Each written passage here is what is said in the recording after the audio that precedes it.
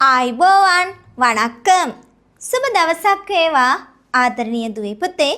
ඉතින් මම අද ඔයාට අලුත් පාඩමක් අරගෙන එනවා.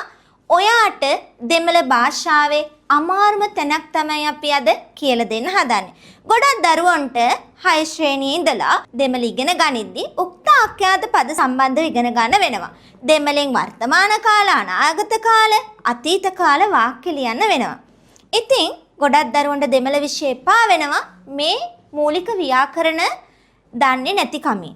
ඉතින් අපි හරියට ව්‍යාකරණ ටික ඉගෙන ගත්තොත් ඔයාට පුළුවන් දෙමළ භාෂාවේ කාල තුනෙන්ම ඕනම වාක්‍යයක් නිවැරදිව ලියා ගන්න.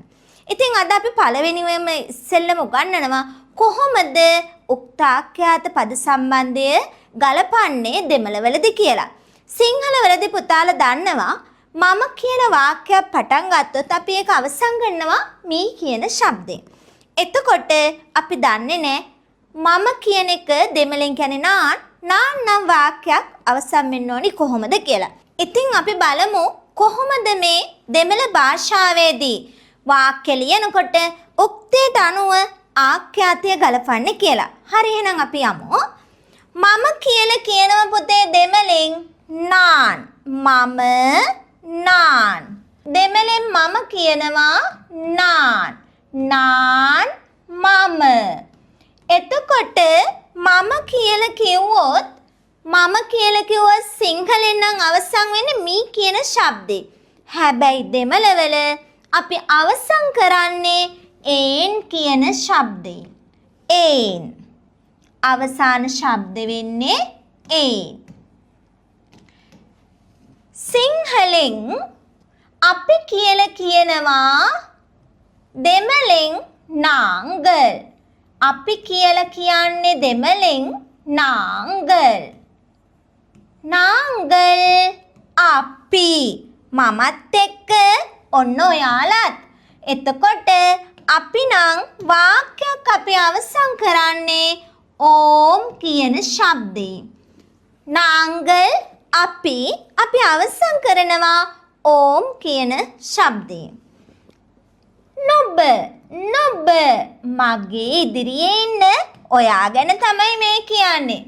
නුඹ කියලා කියනවා දෙමළෙන් සිංහලෙන් දෙමළෙන් නී නම් වාක්‍යයක් අවසන් කරන්නේ අපි ආයි කියන ශබ්දයෙන්. නී නම් ආයි. නී නම් ආයි. නුඹලා ඔන්න එහෙනම් නුඹලා කියන්නේ මගේ ඉදිරියේ ඉන්න ඔයාලා හැමෝම නේද පුතේ?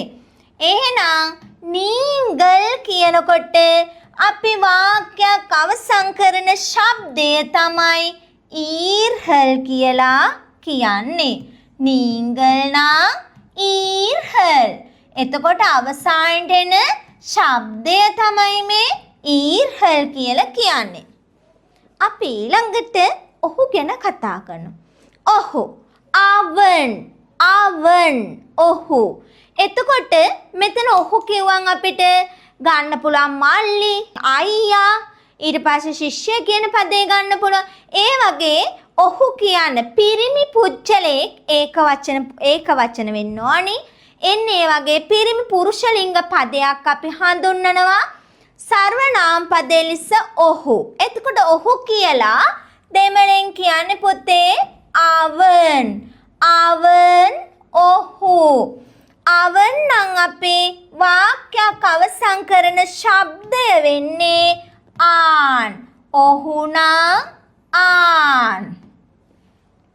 ඊළඟට ඔහු ගැන කතා කරද්දී ඊළඟට ඉන්නේ ඇය. ඇය කියලා කියන්නේ අවල්. ඇය අවල්. ඇය. අවල් නම් අපි වාක්‍යයක් අවසන් කරනවා ආල් කියන ශබ්දයෙන්. අවල් නම් ආල්. ඊට පස්සේ ඔහු ඇය ගැන කතා කරා. අපිට ඊළඟට කතා කරන්න දෙන ඒක ගෞරවාර්ථ පදේ. එතුමා එතුමිය. දැන් සාමාන්‍ය විදුහල්පතිතුමා වෛද්‍යවරයා අන්න ඒ වගේ පද ලියද්දී එතුමා තුමිය. ගෞරවාර්ථ පදනේ නේද? ඒක වචන ගෞරවාර්ථ පද. මේ වගේ ගෞරවාර්ථ පදයක් අපි දෙමළෙන් හඳුන්වන පොදු පදේ තමයි our. our. එතකොට our කියන පදයෙන් පටන් ගන්න වාක්‍යයක් අපි අවසන් කරන්නේ are කියන ශබ්දයෙන්. දැන් අපි හිතමු අපි කතා කරගෙන යනවා වාක්‍ය ලියනවා විදුහල්පතිතුමා පාසලට ගියේය. එතන විදුහල්පතිතුමා ගෞරවාර්ථ පදයක් නේද? අන්න ගෞරවාර්ථ පදයක්. එතකොට ඒ වගේ පදයකින් පටන් ගන්න වාක්‍යයක් අපි අවසන් කරන්නේ පුතේ are කියන ශබ්දයෙන්. වෛද්‍යවරයා රෝහලට යයි. එතකොට වෛද්‍යවරයා කියන පදේ ගෞරවාර්ථ පදයක්. එතකොට අන්න ඒ වගේ ගෞරවාර්ථ පදයක් අවසන් කරන්නේ කොහොමද? ඒ වාක්‍යයක් අවසන් කරන්නේ are කියන ශබ්දයෙන්. එතකොට මේ තුන් දෙනාගෙම බහුවචන පදේ තමයි ඒගොල්ලෝ, ඔවුන්. ඒගොල්ලෝ, ඔවුන්. අන්න ඒක අපි දෙමළෙන් හඳුන්වනවා our her. ඒගොල්ලෝ, ඔවුන් කියන්න අපි හඳුන්වන සර්වනාම පදේ තමයි මොකද්ද පුතේ? our her. our her නම් වාක්‍යයක් අපි අවසන් කරන්නේ පුතේ are her කියන ශබ්දයෙන්. our her නම් are her. our her නම් වාක්‍යයක් අපි අවසන් කරන්නේ are her කියන ශබ්දයෙන්. ඊට පස්සේ ඔන්න අපි මිනිස්සුયો ගැන කතා කරා. දැන් අපිට කතා කරන්න ඉන්නේ සත්තු හඳුන්වනකොට කොහොමද වාක්‍යයක් අවසන් වෙන්නේ? යම්කිසි දෙයක් ගැන කියනකොට කොහොමද ඒ වාක්‍ය අවසන් කරන්නේ? ඔන්න ඊළඟට තියෙන ප්‍රශ්නේ නේද? අපි පුතේ සත්තු සහ දේවල් අපි ඒ වගේ දැන් ඔන්න පූසා කිරි බොයි. අර ඒ වගේ වාක්‍යයක් අපිට ලියන්න උනොත් පූස කියන්නේ සතෙක් ළඟ ඉන්න සතෙක් නම් පුතේ අදු කියලා හඳුන්වනවා සර්වනාම පදේ. දුර ඉන්න සතෙක් හෝ දුර තියෙන දෙයක් ගැන කියනවා නම් අපි හඳුන්වන පොදු පදේ සර්වනාම පදේ ඉදු කියන එක. එතකොට අදු කිව්වේ දුර තියෙන දෙයක් හෝ දුර ඉන්න සතෙක්. ඉදු කිව්වේ ළඟ ඉන්න සතෙක් හෝ ළඟ තියෙන දෙයක්. මෙන්න මේ වගේ පදයක් ඔන්න පූස ගැන කියමුකෝ.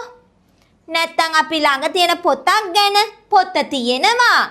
අන්න ඒ වගේ සරල වාක්‍යයක් ලියනකොට යම්කිසි දෙයක් හෝ යම්කිසි සතෙක් ගැන අපි ඒ වාක්‍ය අවසන් කරනවා පුතේ අදු කියන ශබ්දෙන්ම.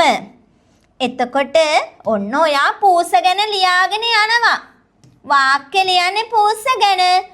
අවසානයේ ඔයාට ඇහෙන්න ඕනි ශබ්ද වාක්‍ය අවසානයේදී අදු කියලා. හැබැයි මේක පුතේ කාල 3ටමයි තිනේ. මේක වර්තමාන කාල සහ අතීත කාලවලදී විතරයි අදු කියන ශබ්දෙන් අපි අවසන් කරන්නේ. එතකොට ටීචර් කොහොමද අනාගත කාලේ ඉස්සරහට වෙන්න තියෙන දෙයක් නේද? අනාගත කාලෙදී කොහොමද මේ වාක්‍ය අවසන් කරන්නේ කියලා දැනගන්න ඕන නේද? පුතේ මේ වගේ පදයක් අනාගත කාලෙන් අපි අවසන් කරන්නේ කියන ශබ්දෙන්.